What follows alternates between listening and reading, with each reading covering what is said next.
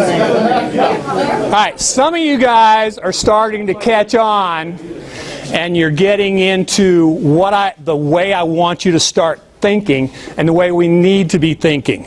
Okay, that's why I like having guys like Russell. I mean, their brains are like, and I wish I had. And I've got one professor here that likes research, and I wish Dean could have made it because he loves research and he loves to pick this stuff apart and drive me crazy with questions. So the questions will be answered. That's why I put that question piece up there, because there's so many what ifs. But this game is like chess. I don't know how he's going to react, but I am teaching you basic step 1, step 2, step 3, step 4, step 5, step 6. But that's not the only way they get to be played. Okay? Let's say I catch this foot here and he just stands there and looks at me. What do I do? Don't leave your foot there. Okay? But where's the off balance? Draw a triangle, line between his feet, triangle out here, triangle out here. He's off balance those two directions. Where else is he off balance? Down the lines. So what throw is going to fit down this line? Tayatoshi, knee wheel, I can turn here. But I'm on this side of his midline. What's my nearest opportunity to attack? Kosoto. I can hit the Kosoto. I can hit the Dayashi again. I can set all his weight on that foot so he can't pick it up. And I do that just by leaning my little finger down through his body and through his bottom. So now he has to step with his foot, which is great, because as he starts to step, I get to step to left Osoto. I'm not going to step through, though, because I'm old. I'm just going to step and catch. Okay? So there's all kinds of things. You can put all the weight you want on that foot and come over here and catch this Kosoto, and as long as I'm driving from my center, it drops him a whole lot faster. Okay? Now some of you didn't hear the, let's work on the lapel side, which is fine. Okay? You're working on the sleeve side. So now when I catch this foot and he steps back, I can still come over here and do Osoto. Okay? Or, as I was showing Prentice and a couple other people, when this foot steps back, when he goes to body fall, we have what kind of motion setting up? What throw happens at body fall? Toshi. Guruma. Wheel. This is when we pivot the shoulders around the spine. Okay? So what I'm going to do is I catch the foot, he steps back, I step, pivot, and now I'm going to pull myself through with an Osoto. And if you want to do an interesting study for the next year, every time your partner steps back on that foot, just get that motion going. And when you get the timing, that's what happens. You can walk them right off the foot. Boom.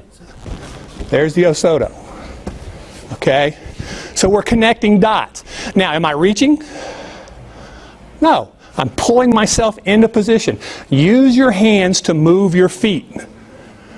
Don't move him. But if you do it at the right time, I wait for the recovery, then they're helping you. Their motion actually pulls you into position and helps create the relationship.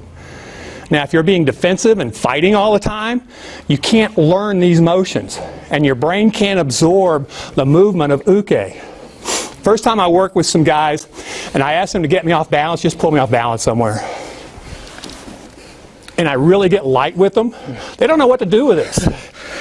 They stand there and look at me. What are you doing? You know, I'm helping you learn. Now step, step, come in, boom, throw. It's a nice easy fall. And if I fight and resist the fall, it hurts.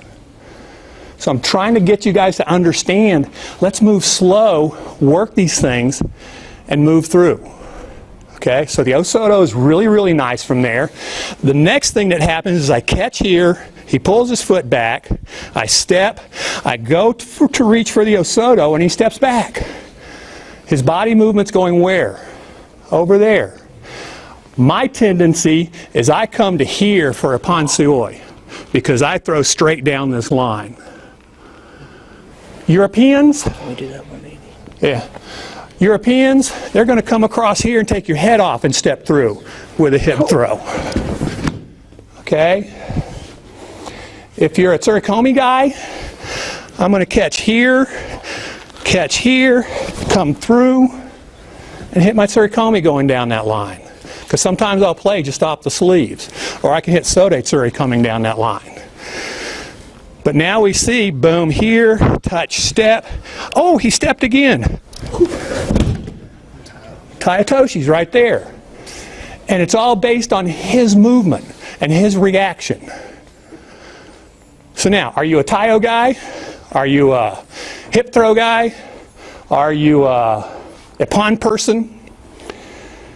You know, depending on your Takui Waza, you're going to be more adaptive to one of those particular movements down that line. Beginners, we're going both feet. Boom, step, hook, hip, and drop them right on your foot. That allows me the ability to hold on to him and stabilize so he lands flat. Okay? Questions? One, sir. Uh-huh. With off balance, or with the angles as we've said the triangles, and then you said down the line. What do you mean by down the line? Down the line is between the ankles. Boom, this way. Yes, sir. Thank you. See, if I stabilize him here, I've got a Taio right down that line. Understood. And see the direction of my feet? I just drive. Yes, sir. Okay? 180. Hmm? Can we do 180 on those? Like the last part, so we can see it on the camera. Oh. Sorry. This is for Joe. He studies my videos. Catch, It's true. step. Oh, he moved his foot. Oh my gosh. Boom. And as long as you're moving with his timing, I don't have to move twice as fast as him. There's a tendency, if I'm just chasing this foot, I have to move twice as fast to get in. But if I just take little short steps, I'm moving faster, but I'm not trying to catch up to him. Just boom. It's amazing what happens when you just stutter step and put your feet under you and turn around. Become the Tasmanian devil. People go flying off of you. All right? Let's try that. Thank you. You're welcome. Appreciate it.